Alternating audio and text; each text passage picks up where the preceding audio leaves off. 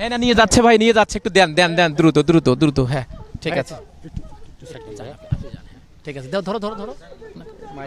হ্যাঁ হ্যাঁ ভাই, এখনই দেন দেন দেন দেন দেন দেন দেন। ফিট দেওয়া আছে ভাই, ফিট দেওয়া আছে, দেখেন ফিট দেওয়া আছে, ফিট দেওয়া আছে, হ্যাঁ ফিট দেওয়া আছে। সুন্দরভাবে ধরো, ছবি তোলো ভাই, সুন্দর দেন। ফিট দেন, ধরো ধরো ধরো ধরো ধরো ধরো ভাই, ফিট দিয়েন, ফিট দিয়েন, একটু একটু একটু একটু। হ্যাঁ হ্যাঁ ফিট দেওয়া আছে ভাই, ফিট দেওয়া আছে ভাই, ফিট দেওয়া আছে, এখনই গাড়িতে উঠাবে, দেখেন একটু। ধরো না, তুমি ধরো না, ঠিক আছে ঠিক আছে, আচ্ছা আচ্ছা আচ্ছা। হ্যাঁ সবাইকে স্বাগত।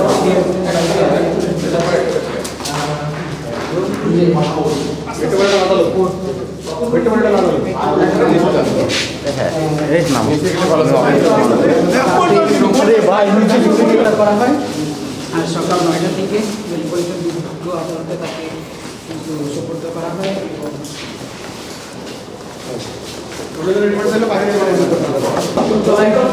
তোলা হয়েছে, আবার সেখান থেকে নামানো হচ্ছে।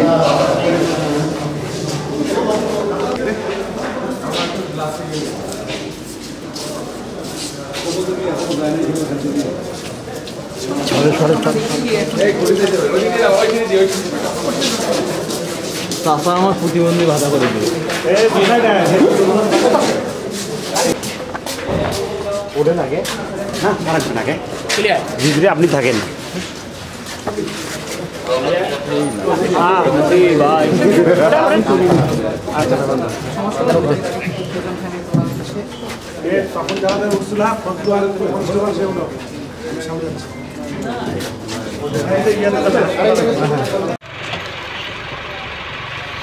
মারা গেছে ভাই, একটা বক্তব্য রাখবেন।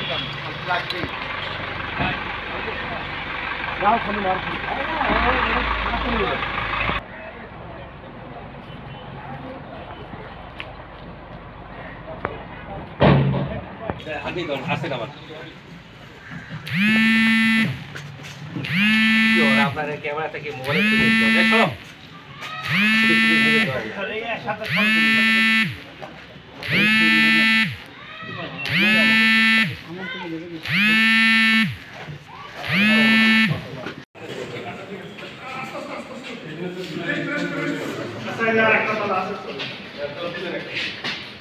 লাগবে না, আস্তে আস্তে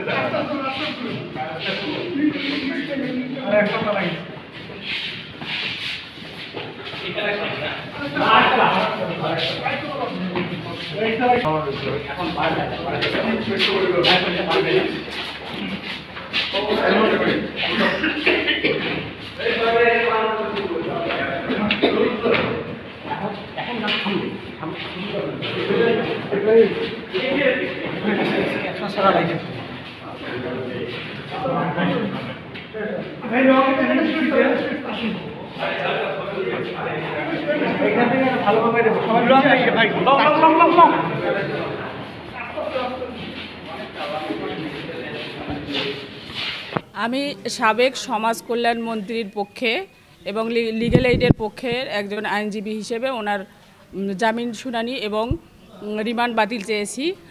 তো বিজ্ঞ আদালত 5 দিনের রিমান্ড মঞ্জুর করছে এবং জামিনটা বাতিল করছে। আমি ওনাকে নির্দোষ দাবি করেই জামিনটা শুনানি করেছি। উনি নির্দোষ। উনি যেহেতু আমাদের এই রংপুরের না, উনি লালমনিরহাটের। তো আমি মনে করি যে উনি নির্দোষ। উনি একজন বয়স্ক মানুষ। যেহেতু উনি একজন বয়স্ক মানুষ, উনি এসব মিছিল মিটিংয়ে ছিল না, সেই হিসাবেই আমি নির্দোষ মনে করি। আর ঘটনা আমাদের রংপুরে, উনি লালমনিরহাটে। এমন কোনো সিসিটিভি ফুটেজ বা এমন কোনো প্রমাণ দেখাইতে পারবে না যে উনি এটার মধ্যে জড়িত ছিল। ওনাকে সম্পূর্ণ রাজনৈতিকভাবেই এই মোকদ্দমায় ওনাকে আসামি করা হয়েছে। আপনার নামও পরিচয়? আমার নাম মোসাম্মদ ইতফা আক্তার বানু, অ্যাডভোকেট, জজ কোর্ট। আমি লিগ্যাল এইডের পক্ষে।